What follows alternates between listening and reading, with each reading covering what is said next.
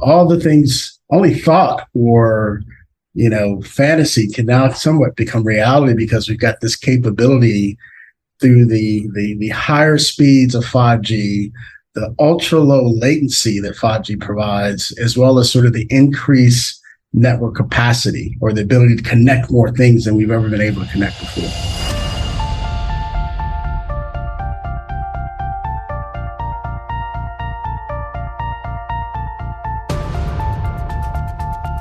This is a Security Weekly production. Security Weekly is a resource of Cyber Risk Alliance.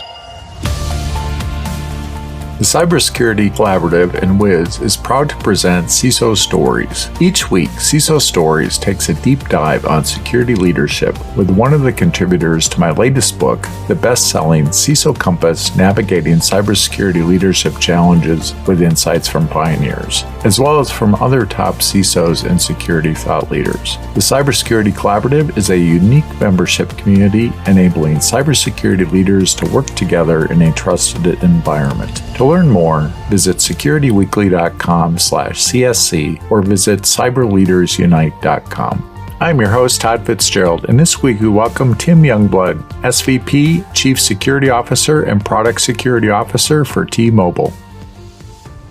I was first introduced to cybersecurity as a very young man, thanks to a movie called War Games. And for those old enough to remember what that is a movie about a hacker who almost started a nuclear war. So that was exciting to me. Just some of the things I saw that, was capable, through the manipulation of technology and understanding the importance of securing it. And little did I know, at that young age that, I would continue to pursue that as a career. And to this day, every time War Games comes on, I have to watch the whole thing and, explain to my kids what a Whopper really is. So were you as a kid, were you fascinated with the part of starting the nuclear war or stopping the nuclear war? I was fascinated with the aspect that it was possible that some kid could do that, but also I think just the importance of being able to stop and be responsible too. I think that was a big lesson in that movie. If you watch the whole thing. Very, very nice. So today we're going to talk about something that's, new to a lot of us is 5G in cybersecurity and some of the other new technologies that have been coming along lately. So since you're with T-Mobile, you obviously, are immersed in the 5G conversations, I'm sure. So paint the picture for us a little bit. Tell us about, why we should be thinking about 5G. Yeah, absolutely. It's actually one of the things that attracted me to come to T-Mobile. And the company, of course, has been around, for decades, but has been growing and expanding its capability in the arena of 5G and is now really considered the 5G leader.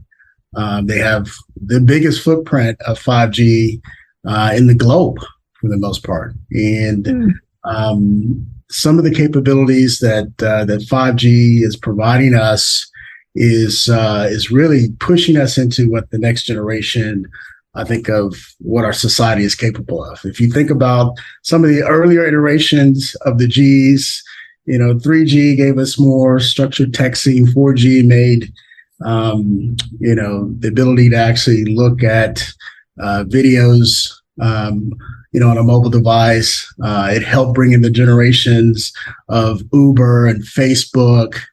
And 5G is going into the next realm. And I think it is the thing that is really going to ignite the things we see in the metaverse, in AR, VR capability, and all the things that I think we've only thought or fantasy can now somewhat become reality because we've got this capability through the higher speeds of 5G, the ultra low latency that 5G provides, as well as sort of the increased network capacity, or the ability to connect more things than we've ever been able to connect before. So what is it, what is the difference as we look at like 4G and 5G in terms of, this performance or bandwidth? What does that look like? Yeah, I mean, 4G is in this arena of LTE, which I think we all have heard of. 5G is basically double or tripling the speeds of this, right? So one of the main advantages that T-Mobile is taking, a part of is now replacing the cable connections for companies. So we provide high-speed internet access via 5G. So no longer will you have to rely on a cable connection to get to, all of your internet capability. So our high-speed, internet offering has been increasing by 1 million subscribers every quarter. And so the reliability of this is huge. And you can imagine in the future, you'll be able to take your internet connection with you wherever you go, right?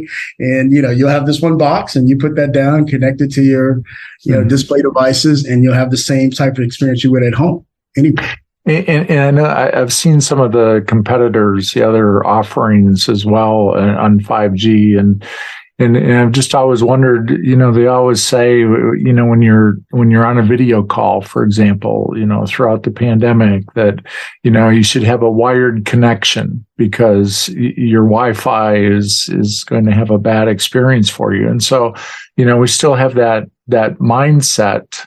Do we have that same concern with 5G that, that if we don't have the cable that we're plugged into, that we're going to have issues with that? Yeah, it's funny. I was at a dinner last night. I met actually one of what I consider a trailblazer in the area of innovation theory. Jeffrey Moore, the author of Crossing the Chasm, and was talking with him, had a chance to have dinner with him. We were talking about, just kind of the next wave of innovation. How do we get there? And I talked about, one of the things that we're doing here at my company, at T-Mobile, is I'm in a pilot right now. We're working with some of the high-end hardware providers and laptops. So I've got a laptop that is a 5G laptop, and it is always connected. And I can tell you, as I've traveled around the country, the experience in being always connected is just a completely different world. I don't deal with crappy hotel Wi-Fi anymore, right? Or trying to figure out how do I get connected in an airport. Those days are gone. They're completely gone with this type of technology. And the fact that it is a end-to-end encrypted technology. So you think about how you would, I need to have a VPN. I need to have this. That is so 1990s now that you have a 5G connection, because you're doing that, through one of the most protected channels that's ever been invented. Mm-hmm. Yeah, it is pretty incredible. I know I have 5G on my phone, and it's kind of nice. I don't have to worry about getting a good Wi-Fi connection. I don't have to worry about the security as much. So let's talk about that. Let's talk about security. With this being, fairly new, what sort of security concerns are there with 5G as we enter this world? Yeah, I mean, you look at sort of the architecture of 5G environment, right? And you've got devices that are sort of the endpoint, right? Which still need the same type of protections we've always required of them. I think now, we evolved into this whole EDR, XDR space, but you still need to have kind of the same, level of protections and expectations of what you allow those devices to connect to. From there, you go from what's called the radio air network, or RAN environment, which connects in the devices in, and then that goes to a backhaul, and then the backhaul goes to a 5G core, and then eventually to whatever services or cloud environments you may have, right? And so, it's important to make sure that the configuration of those devices are in alignment with the expectations of the rest of that architecture. And some of the sort of arms of organizations that create the standards around this have looked at 5G as being an adopted model that is secure by design, and focus in on secure by design principles that are mutual across sort of the back ends of the system. So that connection between the RAN environment and the backhaul and the core, you can rely on that. That is absolutely secure and connected, and you can rely on some of the connectivity of the connections outside of that as well now with 5G. And so you've got, encryption of the subscriber itself, which, prevents exposure of, very sensitive identifiers. You've got the ability to have secure interconnections with the secure edge protection proxy that's sort of built into this. You've got, the ability to verify location and roaming, as a subscriber, and authenticate requests in a secure and validated way. And then you sort of have some built-in mitigations in there as well. So some of the issues that, I think 4G, opened up, and there are vulnerabilities in 4G that are inherent come into 5G, but as long as you're again, following those secure by design principles and your devices are appropriately protected, you mitigate, almost all of those issues now.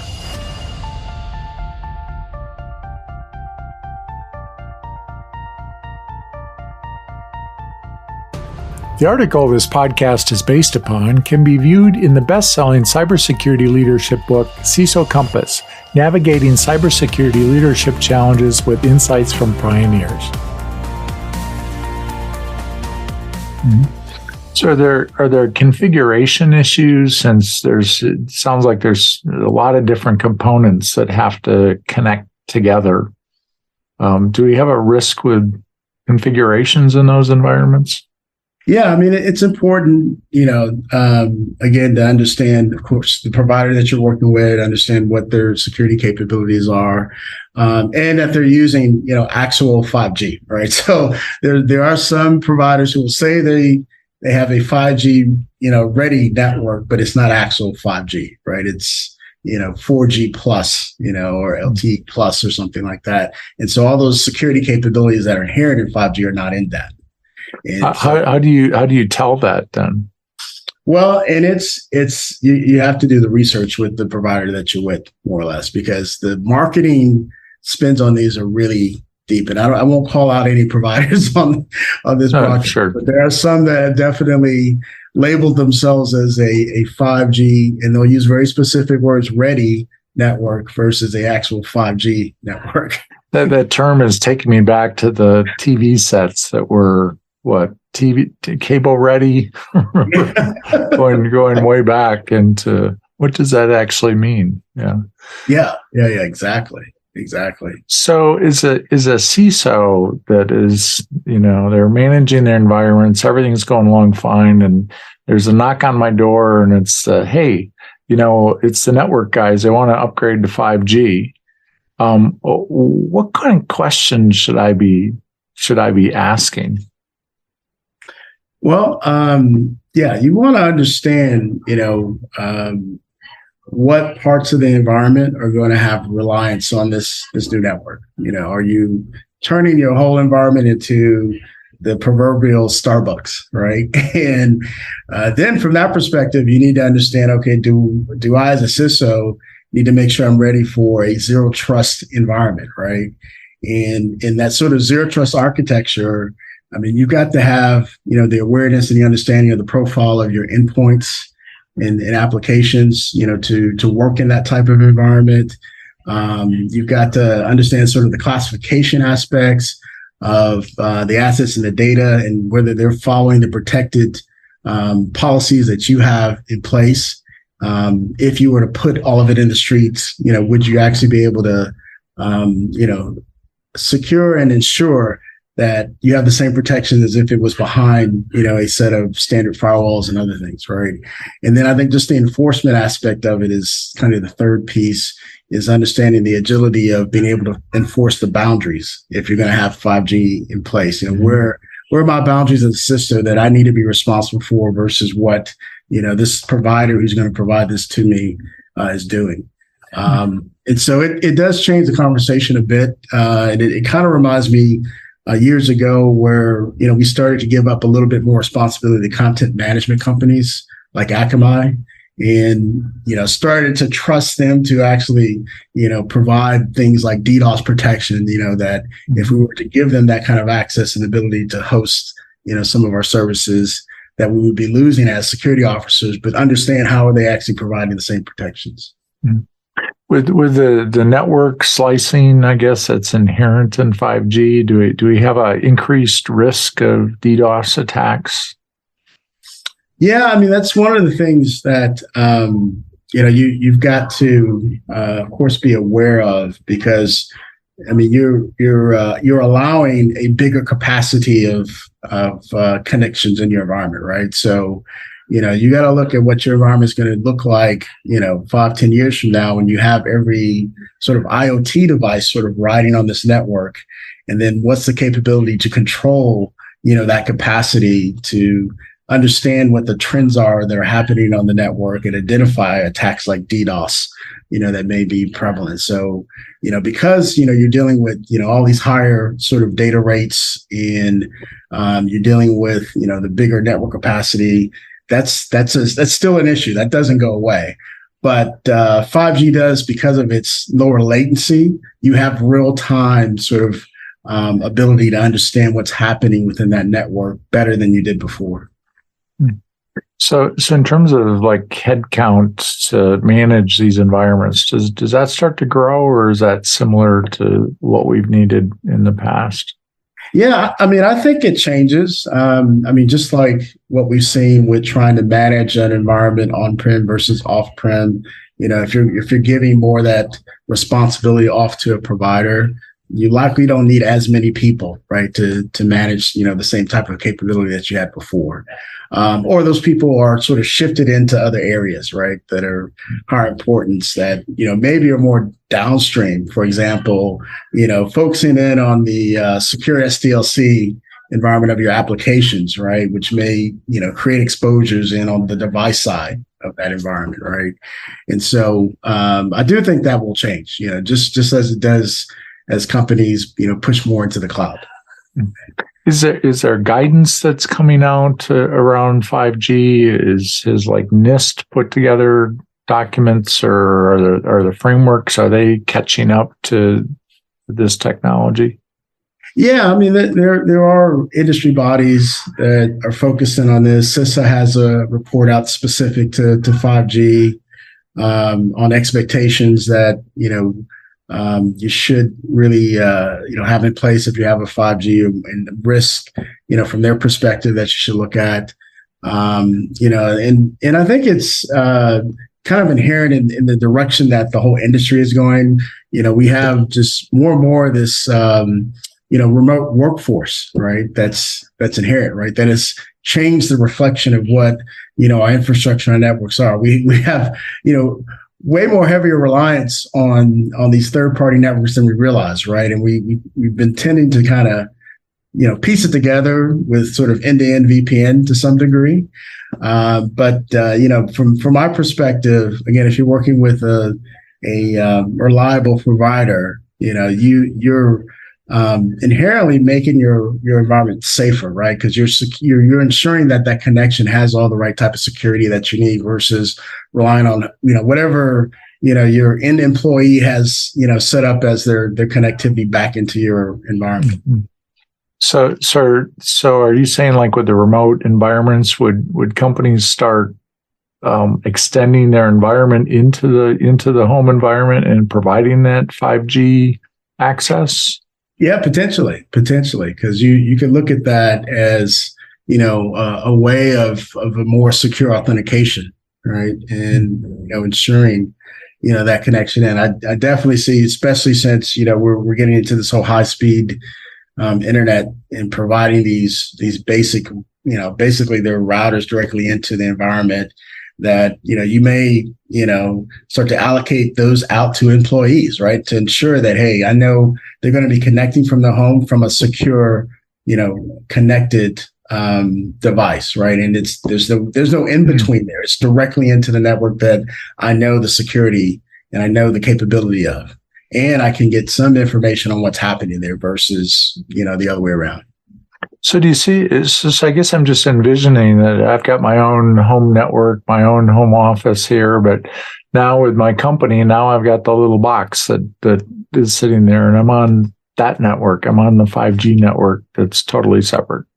Is that what you're envisioning? Yeah, absolutely. Because 5G is going to provide you that strong, cryptography that you need, and mandate, security specifications and things that just you don't get in untrusted Wi-Fi connections, right? What are some of those applications if I'm a CISO in my company and I want to start proposing, how can we leverage this technology? What are some of those things that you're seeing 5G being used for? Yeah. Right now, the use cases continue to expand. Of course, the one I talked about earlier with the 5G connected laptop is a great use case, and the ability to be connected anywhere, anytime, without having to rely on unsecure Wi-Fi.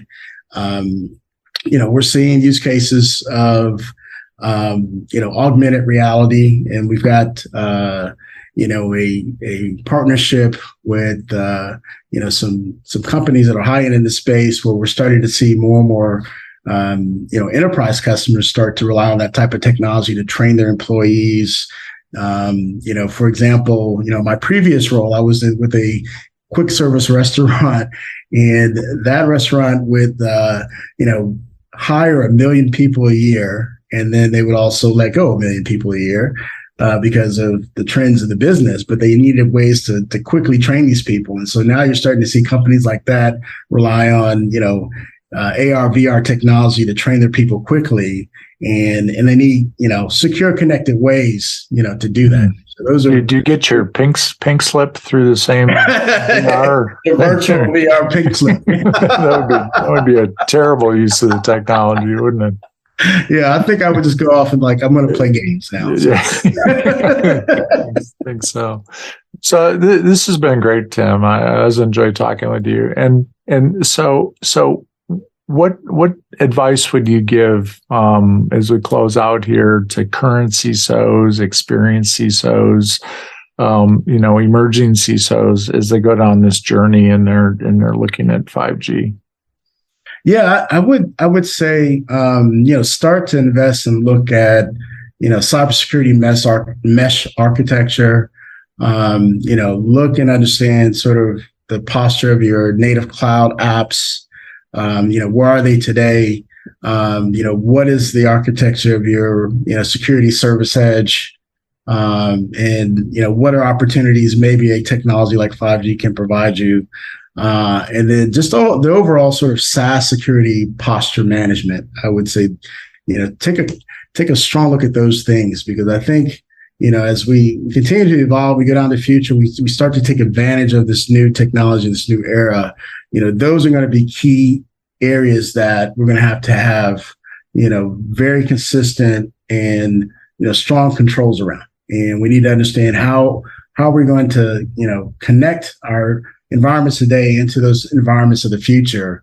And those are the pieces that you need to know. Mm-hmm. And the business is going to be demanding that, right? Because you're going to have the person who sees this in a magazine while they're on their next airplane ride that says, hey, we can do all this with 5G, and it's going to be honest before we know it. Yeah, absolutely. And even at dinner, I was out last night and I was telling people about the 5G laptop use case. I had 3 people ask me, how can I get on your pilot? So yeah.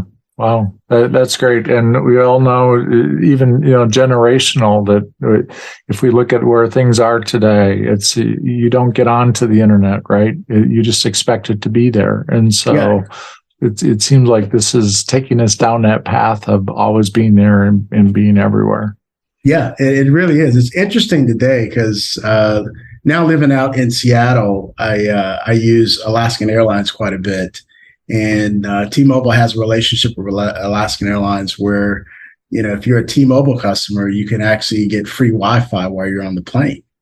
And so it's amazing. Like I flew from Seattle all the way out to Fort Lauderdale, Florida, and I was connected the whole time. And, I was connected in the airport with the 5G laptop. Then I got on the plane and I'm still, I'm on conference calls. It's like I never left the ground, actually. So there's a new level of productivity that is coming, in front of us. And I think we're going to have to find new ways to disconnect now, because the ways that we used to disconnect are not going to exist anymore.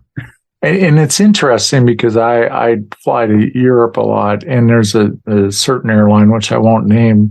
They just acquired 2 new planes that are actually 30-year-old planes from somewhere else, and they don't have Wi-Fi on them.